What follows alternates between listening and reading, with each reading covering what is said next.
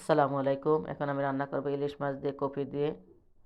আমি কিছু পেঁয়াজ, অল্প পেঁয়াজ কেটে দিছি, সাথে পেঁয়াজটা ব্লেন্ডার করে হলুদ মরিচ দিয়ে দিছি। এখানে কিন্তু আমি আদা রসুন ব্যবহার করিনি। মরিচটা ভালো করে কষায় নিব।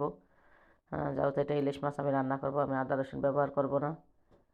আমি মাছটা ভালো করে কষায় নিব। আজকে আমি কপি দিয়ে আলু দিয়ে রান্না করব, সাথে করা সিমও দিয়ে দিব। এই যে সিমটা আমি একটু সাথে দিয়ে দিছি মাছের সাথে কষাইতে, কারণ সিমটা যেহেতু ঠান্ডা পড়ে গেছে, সিমটা সিদ্ধ হইতে চায় না, ঠরা দেওয়া যায়, বুড়া মশে কয় না ঠরা দেওয়া যায়। আমি মাছটা ভালো করে কষায় উঠাই নিব। সিমটা দিয়ে দিছি কিছুক্ষণ আগে। এটা ভালো করে কষাইয়া তারপর আমি এটার মধ্যে কপি দিয়ে দিব।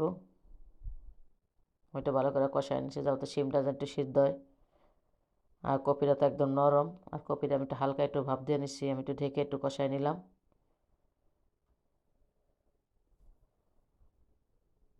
কারণ সিম আর আলুটা হইতে একটু দেরি লাগবে, আর কপিটা তো একদম নরম জিনিস, সিদ্ধ করে আর একটু ভাপও দিছি। ভাপ দিয়ে আমি ভালো করে নেড়ে চেড়ে নিব।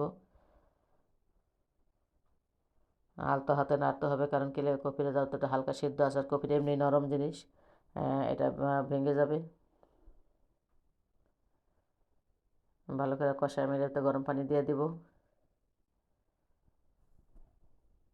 শীতের দিনে সিম কপি আলু দিয়ে কিন্তু ভালো লাগে, মাখা মাখা ঝোল। আমি পরিমাণ মতো পানি দিয়ে ঢেকে দিব কিছুক্ষণের জন্য। সবগুলো সিদ্ধ হয়ে গেলে আমি মাছ ধনিয়া পাতা দিয়ে দিব। আমি দিয়ে ঢেকে দিব। আমি একটা ভর্তা বানাবো। আমি একটু পেঁয়াজ রসুন শুকনো মরিচ ভালো করে ভেজে নিছি। ভালো করে একটু সব তেল দিয়ে ভেজে নিয়ে আমি সিম দিয়ে দিব। আমি সিমটা এখানে ভর্তা করব। এটা কিন্তু একটা নতুন নতুন স্টাইলে সিম ভর্তা, কে কে খেয়েছেন? আমিও কিন্তু খাইনি এভাবে, খাইছি একবার বোনের বাসায়, আমার ছোটো বোন আসছে, ও আবার এইভাবে খায়, ও বললো যে এইভাবে করতে। আমি একটু সিম দিয়ে একটু ভালো করে কষালে নেড়েছে, তারপর একটু পানি দিয়ে ঢেকে রাখবো অনেকক্ষণের জন্য, কারণ সিদ্ধ হতে সময় লাগবো। আমি ডিম দিয়ে মানে চুলায় দিয়ে রাখবো। এদিকে আমার কপি কিন্তু প্রায় হয়ে আসছে, কারণ যেহেতু এটা ইলিশ মাছ, কপিও হইতে বেশিক্ষণ সময় লাগে না। এদিকে কিছুক্ষণ পর পর আমি একটু নেড়ে দিই, দেখি সিদ্ধ হয়েছে কিনা। যেহেতু ঠান্ডা পড়েছে, ঠরা দেওয়া যায়, মানে হয়তো অনেক সময় লাগে।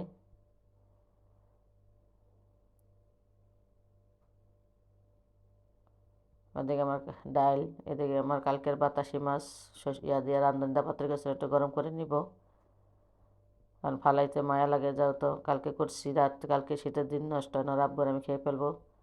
এই যে আমার সিম কিন্তু ভাজা ভাজা হয়ে গেছে, আমি একটু ধনিয়া পাতা দিয়ে এখন নামিয়ে নিব। এটা কিন্তু আমি পাটায় বাটবো না, হাতেও ডলবো না। এই যে চুলায় কিন্তু ভর্তা ভর্তা হয়ে গেছে, দেখেন। এই ভর্তাটা কিন্তু খেতে অনেক মজা।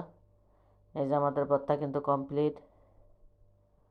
ভর্তা কিন্তু অনেক খেতে মজা খেয়ে। আর এই যে আমার তরকারি আজকের ইলিশ মাছ দেওয়া, কপি দেওয়া, আলু দেওয়া। তখন সাথে থাকার জন্য ধন্যবাদ। আল্লাহ হাফেজ।